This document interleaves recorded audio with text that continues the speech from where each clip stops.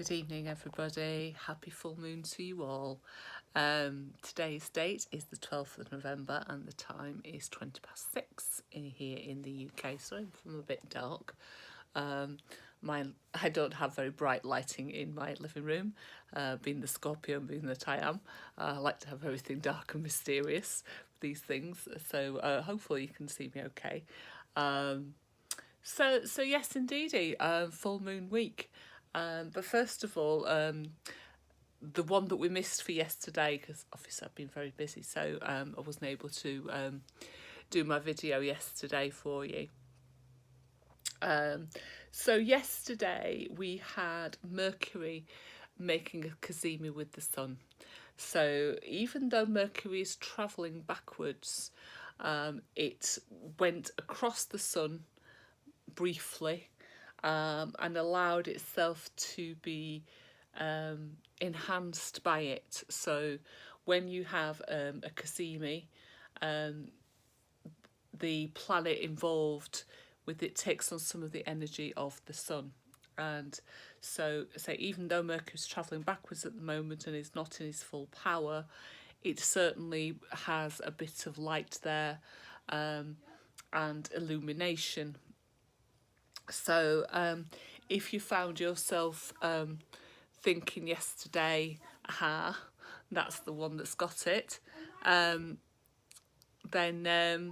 obviously that'll be your cazimi with Mercury talking there, because it can provide you with a bit of enlightenment in this sort of a dark Mercury time. It also marks the halfway point as well of Mercury retrograde. So we've gone whizzing backwards, and now we're going to be beginning to start to slow down again, ready to go forward on the 20th of this month. So it's kind of like a critical point here for Mercury, and so we've got, as I've said before, it's this double whammy of internalisation of things that have been going on because of the fact that Mercury is in Scorpio, a sign that likes to analyse and look deep into things, and obviously Mercury in retrograde requires us to look internally for answers to certain things. So you might still see the residue of the cazimi today. So think back, has there been any kind of little flashpoints of inspiration from yesterday that have made you go, aha, that's what this retrograde is all about. That's what I need to be sorting out, thinking about, moving forward with, whatever it happens to be. I know for myself, I've found myself reading a lot of sort of psychological books over the last week or so, and it's just felt like a natural thing to want to do, to be honest with you. Sort of finding bits more about myself, trying to make sense of certain things, because I mean you can never really get to the bottom of truly understanding yourself, and you can never get to be perfect, and being perfect isn't possible if you're a human being, but you can certainly unravel certain behaviours and change certain behaviours and look at things that you want to change, particularly patterns that you maybe have held on to over many years that no longer work for you. So if you're still playing with childhood patterns and having your mother's or your father's voices in your head, and you are now a fully grown adult, now might be the time to stop thinking in that way. Stop having their voices inside your head when you're making your decisions and you're thinking about where you want to go with your life. It might now be time to turn off that voice and find your own voice. And if we look to what the full moon is showing us as well, it very much points to that, and some of the aspects that sort of follow on from that as we go through the week.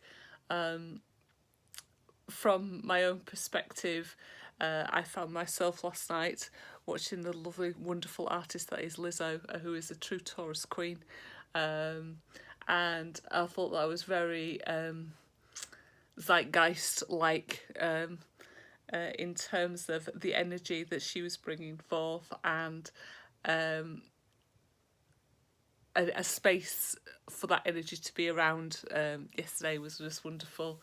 Um, and it was interesting to hear her talk about the fact that a lot of the songs that are now becoming really popular,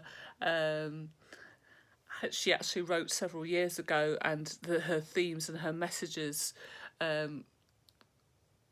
were things that she wanted to write and speak about a while back, and only now suddenly that she's suddenly found that people have an interest in those things and are, as she put in her own words, sick of the bullshit. And that is really interesting. And I've not actually looked at Lizzo's chart, but it'd be really interesting to see if her sun in Taurus is actually hitting that Uranus, because obviously Uranus is about forward thinking and suddenly finding yourself in that right space, you know, at the right time to be able to tap into the future and where things want to be. And I think her messages are very Taurian. You know, it's about valuing your body and the things that you are and your physical presence, and being proud of those things and having self-worth, self-belief.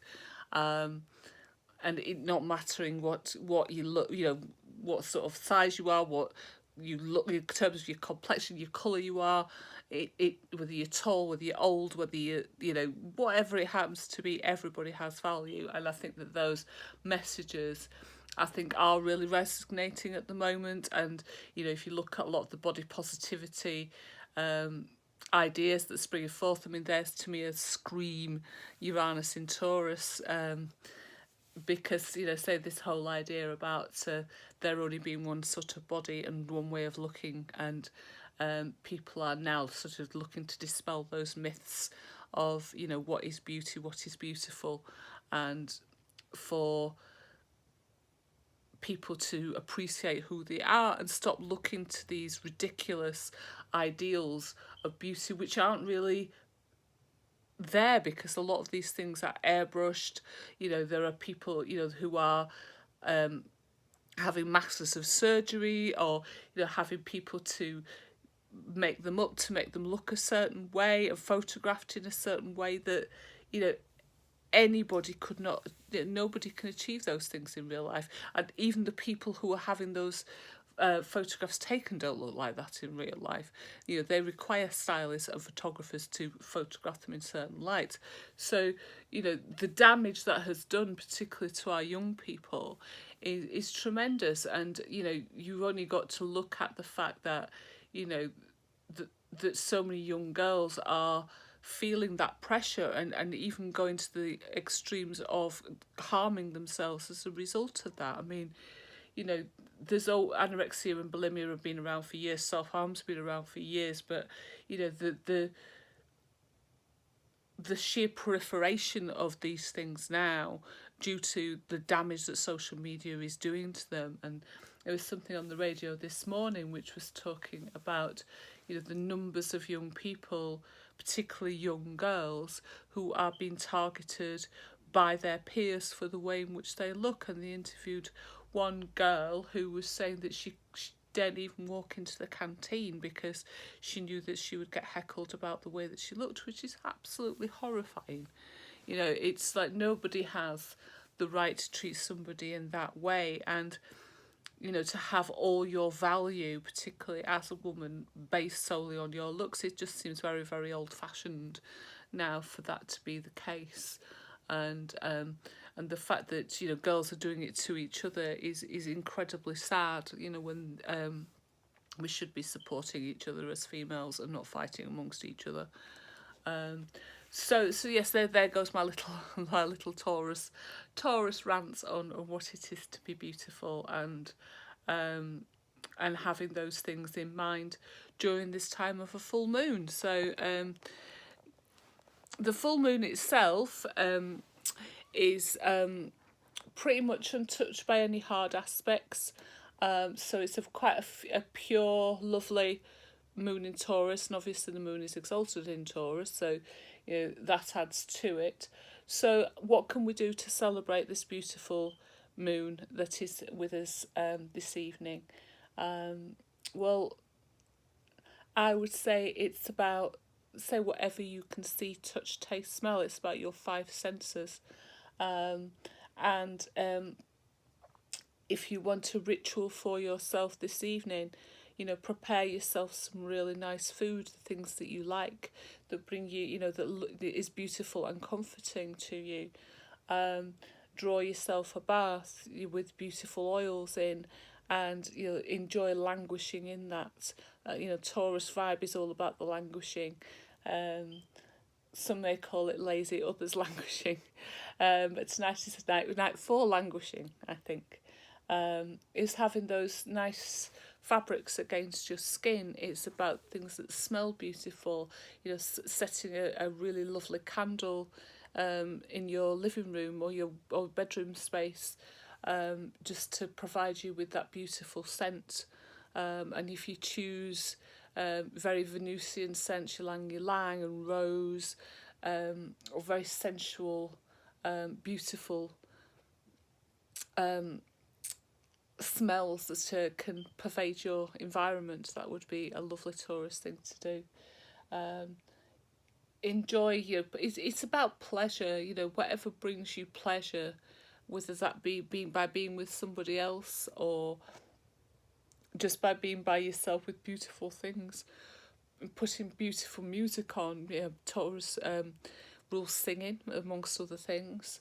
So put on your favourite vocalist and enjoy listening to beautiful sounds. So yeah, it's about, remembering the earthly pleasures, and I think because we've been languishing in Pluto's realm down there in the depths and sort of psychoanalyzing ourselves away and getting into the sort of darker recesses of what people are about, it's a kind of nice balancing, bringing us back to, away from the Halloween spookiness and horrors and mysteries of the world, back to, the pleasure and the beauty and the lusciousness and the sensuality of the Taurus world. So I think it's a really nice time to enjoy those things and remember that there is that beauty and pleasure in the world, and having that value and self-worth as well. Remembering even in this world where everything has to be so highly polished and perfect, that is an illusion, and we are our flawed selves, and that is a beautiful thing, and there's nothing wrong with being a flawed self. We all are. So as well as our beautiful full moon we've got tonight, the other aspect that happens today is we have Mars in Libra sextile Jupiter in Sagittarius, and that's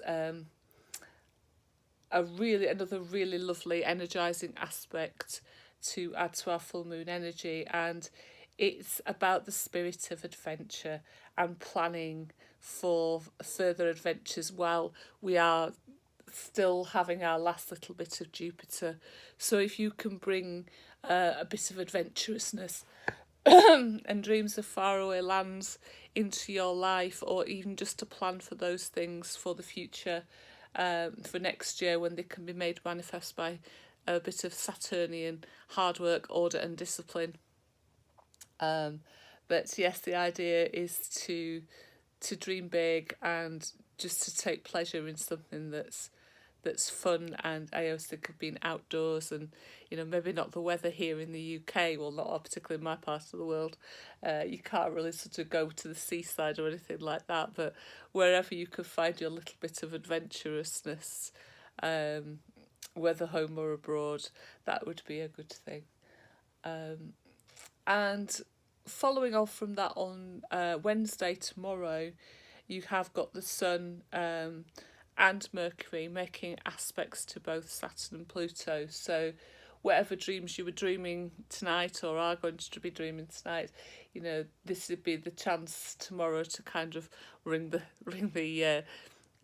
travel agent, or get online to try and find those things to make those manifest. The full moon as well is about the end of a cycle, a lunar cycle, and the fact that the Sun and Mercury are aspecting into Saturn and Pluto, which symbolise some of those endings and beginnings. And, you know, when I was talking about those sort of patterns and inner voices and things you need to get rid of, tomorrow might be the chance to make the call to the therapist, to make those plans to start to find yourself, you know, maybe through a bit of self-help books or having chats with close friends or family to try and find out which is the true you to go forward with.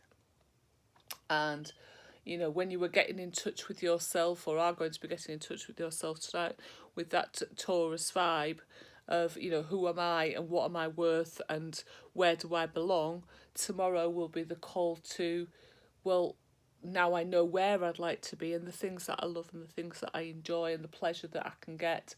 And, you know, here's my ideas for my next adventures and such like.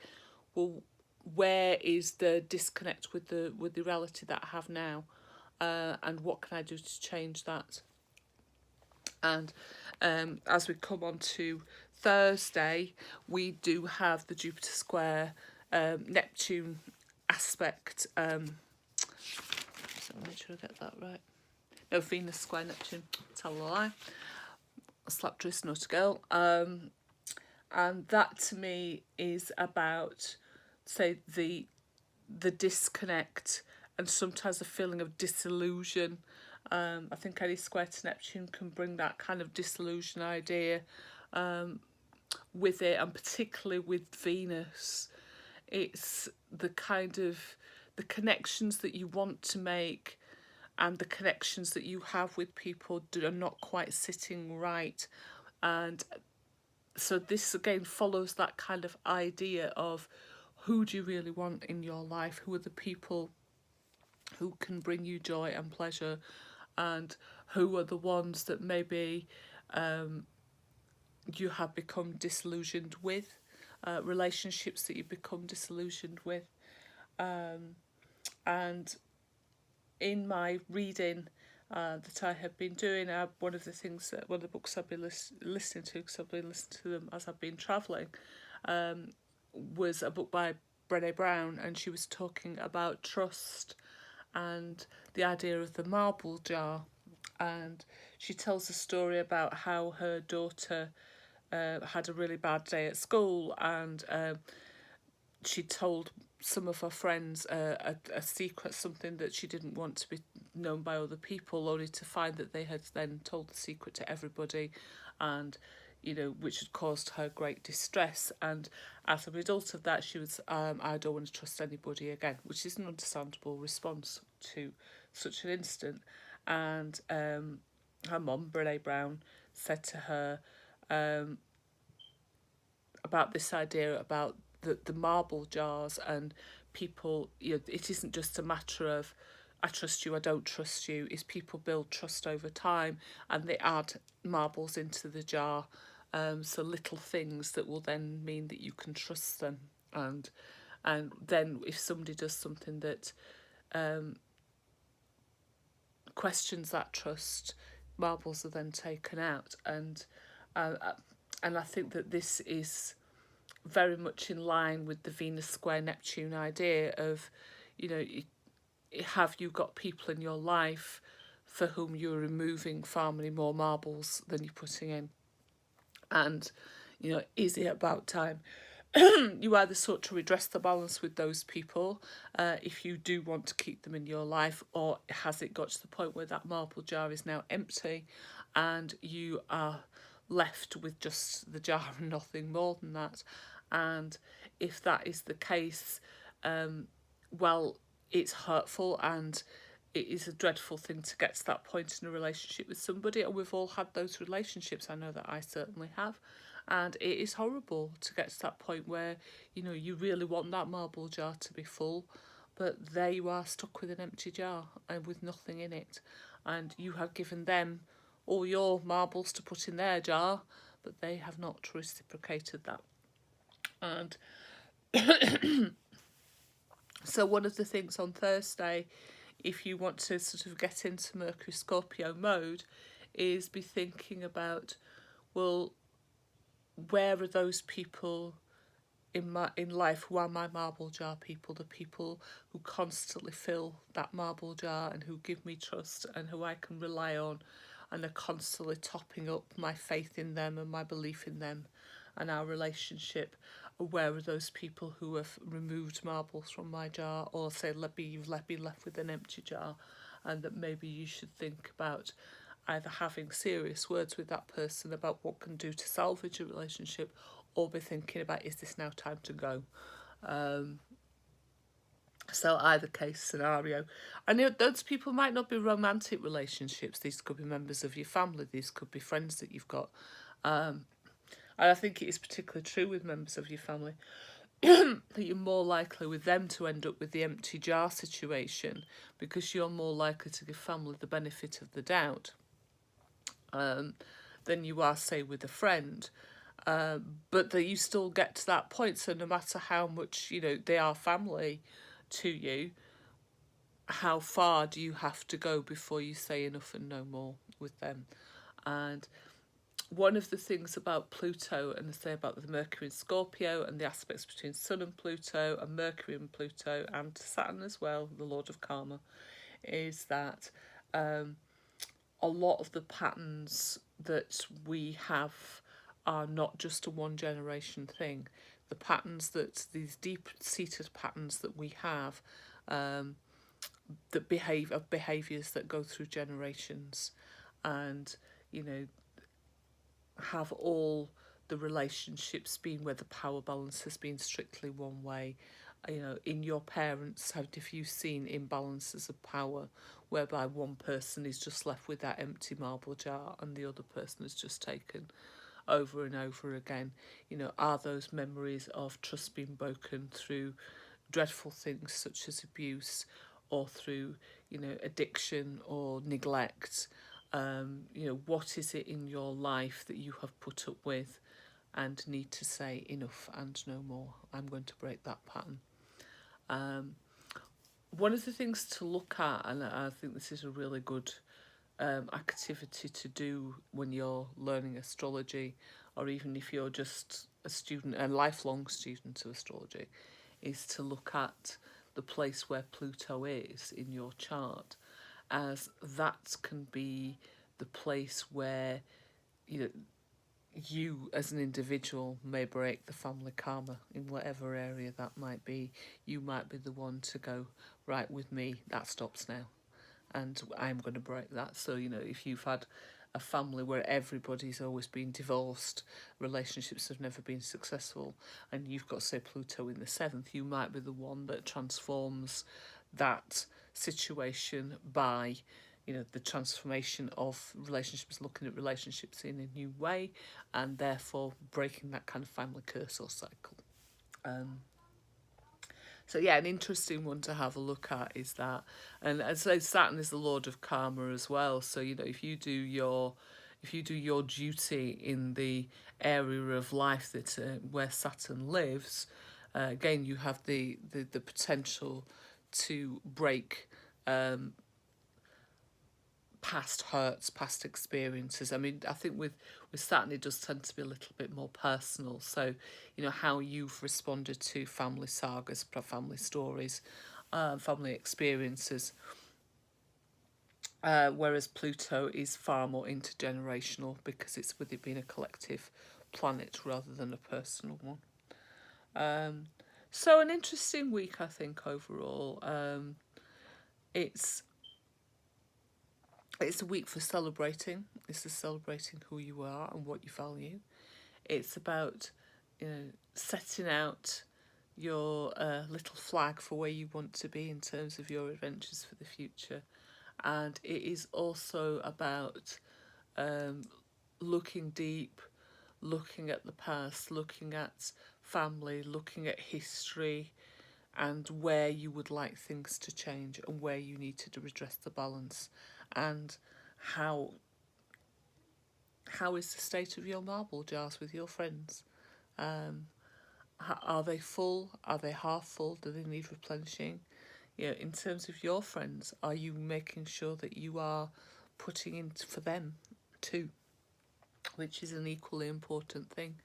You know, we can't receive without first giving. And, you know, if we make sure that we show up for other people and, you know, show up for our friends, show up for our family, then, you know, then at least then we have done our bit to make sure that we, you know, we are acting in the most decent way possible towards others, you know, so that we can, you know, we can say when other people behave badly to us, well, I don't do that myself. You know, if somebody complains about your behaviour, you say, well, I'm always, you know, I've done this for you. I'm always there for you, supporting you. You know, I have given back, and you know, it's like, come on, you know, it's my turn now. I need a little bit of that sometimes, and I need you to show up for me and to be there for me, and for me to be able to call on you and trust in you to be able to do the right thing. So, thank you very much for listening, and I'll bring this recording to a close.